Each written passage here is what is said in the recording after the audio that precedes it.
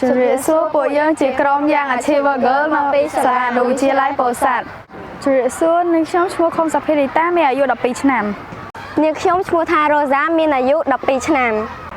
នាងខ្ញុំឈ្មោះសុក្រិតសាមារនីអាយុ12ឆ្នាំខ្ញុំឈ្មោះសំណាក់សេរីតាមានអាយុ12ឆ្នាំ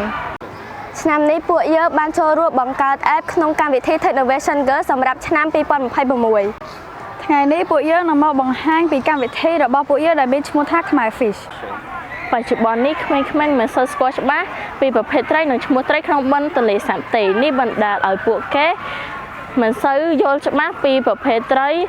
ក្នុងបឹងទន្លេសាបនៅប្រទេសកម្ពុជាដើម្បីដោះស្រាយបញ្ហានេះពួកយើងបានបង្កើតកម្មវិធីខ្មែរ Fish កម្មវិធីនេះបង្ហាញពីប្រភេទត្រីជាមួយរូបភាពឈ្មោះត្រីនិងព័ត៌មានសំខាន់ៗយ៉ាងច្បាស់អំពី